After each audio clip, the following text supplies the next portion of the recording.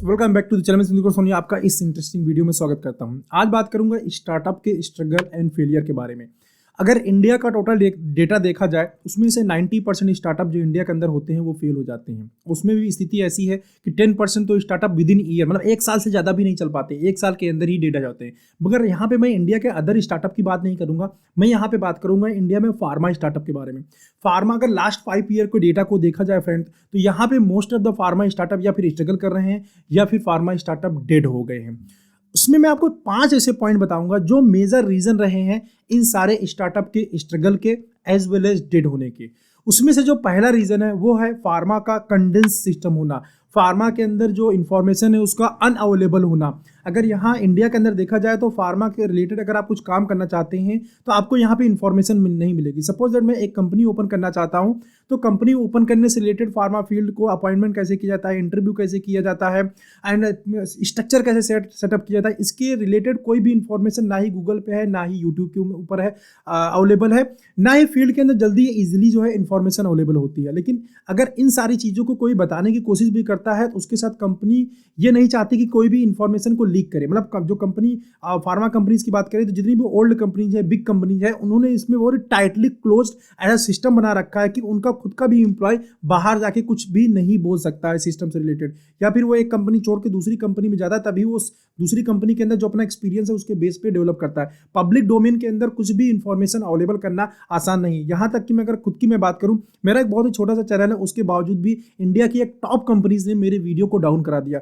जबकि उस वीडियो के अंदर जस्ट मैंने उस पर्टिकुलर फार्मा कंपनी की बड़ाई की थी और उसके एक एम्प्लॉय के साथ मेरा एक इंटरव्यू था और उसने भी वहाँ पे 4 अच्छी बातें बोली थी उस फार्मा कंपनी के बारे में। लेकिन उसके बावजूद भी फार्मा कंपनी ने उसको 2 दिन के लिए पेनल्टी डाला, उसको 2 दिन की वर्किंग ऑफ की, एज वेल एज उसको मेरे वीडियो को डाउन करा दिया। तो रीज़न यही है यहाँ पे कि अगर कोई आदमी कुछ बाहर आके बोलना भी चाहता है तो उसके ऊपर क्लेम हो जाता है, वो ओपनली फार्मा की चीज़ों को बोल नहीं सकता, जिसकी वजह से इंफॉर्मेशन की बहुत ही ज़्यादा डिफिशियंसी है। तो एग्जैक्टली सिस्टम कैसे होता है, चीज़ें डेवलप कैसे की जाती हैं, फार्मा स्टार्टअप होता कैसे है, इसके बारे आज तक भी अगर देखा जाए इंटरनेट इतना ज़्यादा पेनिट्रेट कर चुका है, उसके बावजूद भी ऐसा कोई इन्फॉर्मेशन इंटरनेट के ऊपर या गूगल के ऊपर या यूट्यूब के ऊपर फिलहाल नहीं अवेलेबल है। मैंने बहुत सारे वीडियोज बनाए हैं इसीलिए ताकि आप लोगों को इन्फॉर्मेशन मिल सके।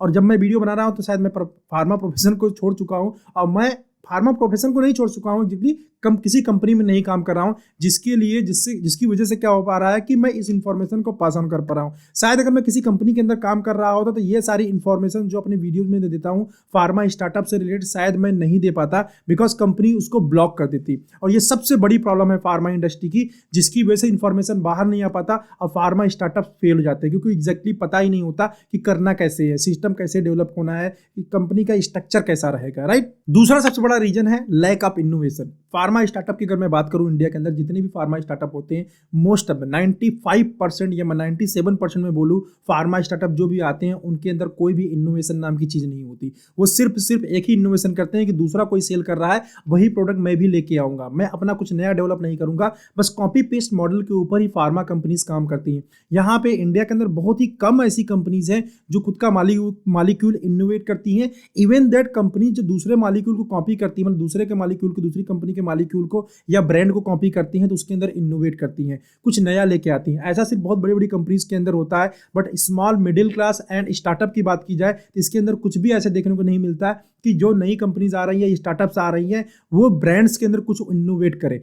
अगर कॉपी पेस्ट की बात की जाए तो रविप्राजोल, पेंटाप्रोजोल आपको फार्मा पीसीडी के अंदर जो न्यू कंपनीज होती हैं उनके अंदर, मतलब हर एक जगह लगभग यूजुअली आपको देखने को मिल जाएगा कि जो भी लॉन्च करता है उसको लगता है कि नहीं ये वाला मॉलिक्यूल बहुत ज़्यादा बिकता है तो इसको लॉन्च करते हैं, क्योंकि मैं मार्केट में इसको इजीली सेल कर ले जाऊंगा, या मेरा हेल्थ केयर प्रोफेशनल के साथ बड़े अच्छे रिलेशन है, या फिर मैं यहाँ पे गिव एंड टेक कर लूँगा। इस टाइप की थिंकिंग आती है, जिसकी वजह से वो क्या करते हैं, जनरली जाते हैं और उसी को कॉपी पेस्ट करके लेके आते हैं। फ्रेंड सिंपल सी बात है, अगर आपको कंपटीशन से बचना है या कंपटीशन से अलग चलना है और कुछ बड़ा करना है तो आपको इनोवेशन ही करना पड़ेगा। इनोवेशन ही एक ऐसी चीज़ है जो आपको कंपटीशन से बाहर निकालती है। इनोवेशन ही एक ऐसी चीज़ है जो आपको बिल्कुल एक कदम आगे रखती है, जो पूरा भेड़ चाल चल रही है, जो भीड़ है पूरा जो है वहाँ से आपको अलग रखती है। इनोवेशन ही है जो आपके ऑर्गेनाइजेशन के अंदर ना प्रॉफिटेबिलिटी ऐड करता है। कभी भी कॉपी पेस्ट मॉलिक्यूल हो ना, आपको बहुत ज़्यादा प्रॉफिटेबिलिटी नहीं दे पाएगा, बहुत ज़्यादा दूर तक आपको लेके नहीं जाएगा अगर आपने इनोवेट नहीं किया। तो यहाँ पे फार्मा इंडस्ट्री के अंदर अगर मैं देखूँ तो इनोवेशन की बहुत ही ज़्यादा कमी है। जितने भी स्टार्टअप आते हैं मैंने बहुत रेयरली कोई इनोवेशन देखा होगा, वरना सबके पास सिर्फ और सिर्फ कॉपी पेस्ट ही है। थर्ड पॉइंट की बात की जाए वो है unable to control the field force, क्योंकि जैसा कि मैंने फर्स्ट पॉइंट में बताया क्योंकि यहाँ स्ट्रक्चर ही क्लियर नहीं हो पाता। फार्मा कंपनी का स्ट्रक्चर कैसा होगा, सिस्टम कैसा होगा। जो लोग फार्मा के अंदर जिन्होंने फार्मा के अंदर काम किया तो उनको थोड़ा बहुत तो पता रहता है, लेकिन उनको भी बहुत सारी जो मैनेजमेंट की चीजें हैं उनको नहीं पता होती। जैसे मैं बजटिंग की बात करूं, फील्ड फोर्स मैनेजमेंट की बात करूं, प्रोडक्ट डिजाइनिंग की बात करूं, तो बहुत बेसिक बेसिक सी चीजें होती है। जब कोई जेडबीएम लेवल में सेकंड लाइन लेवल के मैनेजर तक भी अगर कोई फार्मा कंपनी लॉन्च करता है तो ये सारी चीजें उसको नहीं मालूम होती, बिकॉज इन सब चीजों में वो इन्वॉल्व नहीं होता जब वो फार्मा के अंदर काम कर रहा होता है। तो इतनी बुरी स्थिति, इसका रीजन वही है क्लोज सिस्टम। हम चीजों को लीक नहीं करेंगे, जैसा मैंने फर्स्ट पॉइंट में बताया, जिसकी वजह से क्या होता है वो फील्ड फोर्स को कंट्रोल नहीं कर पाता। सेकंड, ऐसे लोग जो लोग फार्मा के बारे में बिल्कुल अनअवेयर हैं, जिनको कुछ भी फार्मा के बारे में पता नहीं है, बस फार्मा के अंदर प्रॉफिटेबिलिटी देख के चले आते हैं कि नहीं फार्मा प्रोडक्ट के अंदर या मेडिसिन के अंदर प्रॉफिट बहुत ज़्यादा है, तो लॉन्ग ड्यूरेशन में अगर मैं इसको बढ़ा कर ले जाऊंगा तो मैं प्रॉफिट बहुत ज़्यादा कमा लूंगा। तो वो लोग बिल्कुल भी फील्ड फोर्स को कंट्रोल नहीं कर पाते। ऐसे कंडीशन के अंदर होता क्या है कि हम medical representative, area manager, second line manager, third line manager सब तो अपॉइंट कर देते हैं, और हमको ये लगता है कि हम चलो सिस्टम दे रहे हैं, मीन्स सारी पूरी फील्ड फोर्स को अपॉइंट कर दे रहा हूँ, प्लस मैं यहाँ पे हेल्थ केयर प्रोफेशनल के लिए कुछ गिफ्ट इनपुट कुछ इस तरह की चीज़ों को डिजाइन कर दूंगा जिसके थ्रू मुझे सेल आ जाएगा। बट प्रॉब्लम वही है कि जब तक आपको फील्ड फोर्स को कंट्रोल करना नहीं आता है तब तक आप उनसे वर्क ही नहीं ले पाएंगे। और फील्ड फोर्स को कंट्रोल कैसे किया जाता है, क्या सिस्टम होता है, ये बाहर कहीं भी अवेलेबल नहीं है किसी भी गूगल इंटरनेट के ऊपर, क्योंकि ये क्लोज सिस्टम है। यहाँ चीज़ों को लीक ही नहीं होने दिया जाता। बड़ी बड़ी जितनी कंपनी, जियांट कंपनी है, उन्होंने अपने अंदर मोनोपोली क्रिएट कर रखा है कि पूरे सिस्टम को क्लोज करके रखेंगे, जिसकी वजह से क्या होता है कि जब फील्ड फोर्स को हम कंट्रोल नहीं कर पाते तो जो रेवेन्यू मुझे आना चाहिए था वो रेवेन्यू नहीं आता। इसमें दूसरा बहुत बड़ा रीजन ये भी है कि इनोवेशन, जैसे दूसरा पॉइंट मैंने बताया कि इनोवेशन नहीं होता तो जो फील्ड फोर्स अपॉइंट भी किया जाता है उसके ऊपर बहुत ज़्यादा इलीगल प्रेशर आने लगता है, और इलीगल प्रेशर आने की वजह से अनस्टेबिलिटी आ जाती है फील्ड फोर्स के अंदर।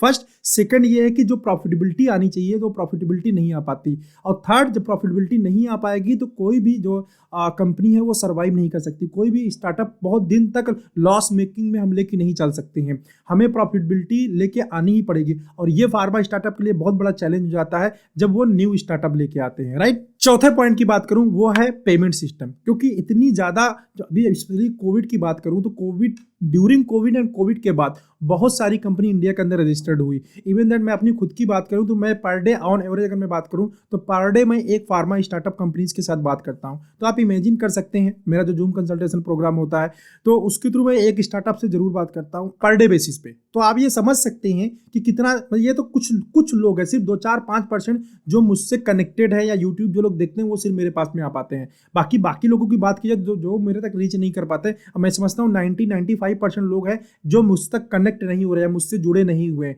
तो आप समझ सकते हैं कितनी ज़्यादा कंपनी स्टार्ट हुई during Covid and after Covid. तो इतनी कंपनी स्टार्ट होने की वजह से क्या हो रहा है, जो सप्लाई चेन पार्टनर है हमारे, होलसेलर की बात की जाए, केमिस्ट की बात की जाए, तो वो लोग प्रोडक्ट अवेलेबल नहीं कराते हैं, वो प्रोडक्ट इजीली लेते नहीं, उन्होंने सिस्टम ही पूरा चेंज कर दिया, क्योंकि इतनी ढेर सारी कंपनीज आ रही हैं। वो नहीं, प्रोडक्ट रख के जाओ, जब बिक जाएगा, सेल हो जाएगा, फिर हम आपको पेमेंट कर देंगे। ऐसे कंडीशन में क्या होता है, अगर जो फील्ड फोर्स है वो क्या कर रहा है, प्रोडक्ट को अवेलेबल करा रहा है, होलसेलर क्या बोल रहा है कि बिक जाएगा, मैं पेमेंट दे देंगे। अभी वो कितना बिक गया, कैसे आएगा पेमेंट, इसका कोई क्लियर कट गाइडलाइंस ही नहीं हो पा रहा, नहीं बना पा रही कंपनी। वो बाउंड हो जाती हैं कि सेकेंडरी बेसिस पे ही पेमेंट कलेक्शन करे। अब सेकेंडरी बेसिस पे पेमेंट कलेक्शन करने में जो सबसे बड़ा प्रॉब्लम है कि वहाँ क्लियर कट सेकेंडरी का कोई ऐसा सिस्टम एग्जिस्ट नहीं करता जिससे क्लियर कट सेकेंडरी को ट्रैक किया जा सके।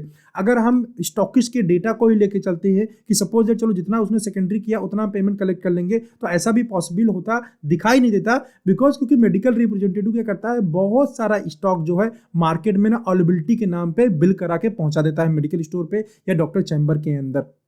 तो वो एक्चुअल सेकेंडरी नहीं होती, वो फॉल्स सेकेंडरी होती है। वो सिर्फ प्रोडक्ट अवेलेबल होने के लिए गया है, जबकि वो प्रोडक्ट पूरे चांस है रिटर्न आ जाते हैं। सिर्फ 2-3% या 5% चांस होता है कि जो प्रोडक्ट अवेलेबिलिटी के नाम पे गया है वो लिक्विडेट हो जाएगा और उसका पैसा हमको मिल जाएगा, लेकिन वो कब लिक्विडेट होगा और कितने टाइम में मार्केट से पैसा आएगा इस बात की कोई गारंटी नहीं है। जब स्टॉकिस्ट के पास टाइम पे पैसा नहीं आएगा तो वो कंपनी को टाइम पे रिवर्ट नहीं करेगा, और कंपनी कब तक जो है ऐसे सिस्टम पे चलती रहेगी। तो स्टार्टअप जो है इसका सिस्टम के ऊपर चल नहीं पाता, जिसकी वजह से कैश ड्राई हो जाता है, कैश फ्लो ब्रेक हो जाता है और कैश ड्राई हो जाती है कंपनी। जब कैश ड्राई कंपनी हो जाती है तो अपने एम्प्लॉय को टाइम पे एक तो सैलरी नहीं दे पाएगी, दूसरा है अपने एम्प्लॉय को बहुत सारे बेनिफिट जो कंपनी ट्रांसफर करना चाहती है वो नहीं दे पाएगी, थर्ड है अपने एम्प्लॉय की जो बहुत अच्छा इंसेंटिव सिस्टम डिजाइन करना चाहती है, कुछ देना चाहती है वो नहीं कर पाएगी, और चौथा जो फील्ड फोर्स मतलब प्रमोशनल मटेरियल्स हैं उनका जो खर्चा आता है किसी भी कंपनी को वो मैनेज कर पाना बहुत ज़्यादा टफ हो जाएगा। क्योंकि टाइम पे पैसा नहीं आ रहा है तो हम पैसा टाइम पे रिलीज नहीं कर सकते हैं। क्योंकि जब हम कोई फार्मा कंपनी स्टार्ट करते हैं तो कुछ सीड फंड लेके चलते हैं, और सीड फंड कितने दिन तक आप लेके चलेंगे, 5 महीना, 6 महीना, 1 साल तक हेल्दी सीड फंड माना जाता है। लेकिन उसके बाद क्या होगा, उसके बाद पेमेंट सिस्टम का इतना बुरी स्थिति है कि इसको संभालना बहुत ज़्यादा टफ हो जाता है, जिसकी वजह से कंपनी को करोड़ों रुपीस का घाटा हो जाता है। नेक्स्ट पॉइंट की फ्रेंड बात की जाए वो है गवर्नमेंट अप्रूवल्स, गवर्नमेंट का ढीलापन या गवर्नमेंट की पेंडिंग पॉलिसीज। अभी भी क्लियर कट यहाँ पे बहुत ज़्यादा कुछ रूल्स रेगुलेशन इंडिया के अंदर नहीं है, जिसको मन चाहे वही कंपनी ओपन कर लेता है। कंपनी ओपन करना यहाँ बिल्कुल हलवा है, क्योंकि कंपनी जाइए रजिस्ट्रेशन कीजिए, आप ड्रग लाइसेंस ले लीजिए और कंपनी के साथ आप काम करना स्टार्ट कर दीजिए। यहाँ तक इंडिया के अंदर अगर आप देखेंगे तो सिस्टम तो बहुत सारे बनाए गए हैं, लेकिन ड्रग की क्वालिटी के ऊपर गवर्नमेंट का अभी तक कुछ खास स्ट्रॉन्ग एक्शन नहीं लिया है। यहाँ कभी कोई बैच फेल ही नहीं होता है, बैच फेल होता है तो उसके ऊपर कोई एक्शन नहीं होता। अभी तक कुछ खास देखा जाए कुछ भी खास लीगल एक्शन गवर्नमेंट की तरफ से फार्मास्यूटिकल कंपनीज के ऊपर या मैन्युफैक्चरिंग यूनिट के ऊपर नहीं किया गया है। ये बहुत बड़ा रीजन है कि यहाँ पे ऐसे लोग भी कंपनी ओपन करके लेके आ रहे हैं जिसको कुछ भी समझ नहीं है मॉलिक्यूल के बारे में, मेडिसिन के बारे में, जस्ट वो प्रॉफिट को देख रहे हैं और यहाँ पे लेके चले आ रहे हैं। तो ऐसे लोग क्या करते हैं, अनहेल्दी कंपटीशन मार्केट में क्रिएट कर देते हैं। अब इस अनहेल्दी कंपटीशन की वजह से क्या होता है कि जो अच्छी कंपनीज भी हैं, जिनके पास कुछ विजन भी है, वो कंपनी इनको सह नहीं पाती हैं। क्योंकि जब ये अनहेल्दी कंपटीशन क्रिएट करने वाले लोग मार्केट के अंदर इंटर होते हैं तो वो क्या करते हैं, इतना हाईली पैसा इन्वेस्टमेंट करते हैं स्टार्टिंग के 1 and 2 ईयर कि अगर स्मॉल स्टार्टअप है जिसके पास बहुत अच्छा बैकअप नहीं है, पैसा नहीं है, तो वो इनके सामने टिक नहीं पाती है, राइट। क्योंकि यहाँ पे हेल्थ केयर प्रोफेशनल्स की बात की जाए, जो भी हेल्थ केयर प्रोफेशनल्स यहाँ पे हैं उनकी भी स्थिति अच्छी नहीं है। तो हेल्थ केयर प्रोफेशनल्स क्या करते हैं, यहाँ पे उनको अगर गिफ्ट दिया जाए, उनके ऊपर इन्वेस्टमेंट किया जाए, एक्टिविटी की जाए, तो उनको ब्रांड और बाकी मतलब प्रोडक्ट क्वालिटी के ऊपर बहुत कुछ नहीं देखना होता। उनको हाई MRP चाहिए ताकि वो पेशेंट से भी पैसा ले सके। तो इसके ऊपर भी गवर्नमेंट का फिलहाल अभी तक कोई भी ऐसा कंट्रोल सिस्टम नहीं बनाया गया, और जितने भी सिस्टम बनाए गए हैं उसको कंट्रोल करने वाला कोई नहीं, कोई देखने वाला नहीं है। गवर्नमेंट तो ये भी कहती है आप 100 रुपीज से ज़्यादा गिफ्ट नहीं दे सकते हैं हेल्थ केयर प्रोफेशनल्स को, लेकिन रियलिटी इससे बिल्कुल उलट है, जो गवर्नमेंट अपने आंख पे पर्दा डाल के बैठी हुई है। इसके ऊपर कोई भी एक्शन नहीं हो रहा है,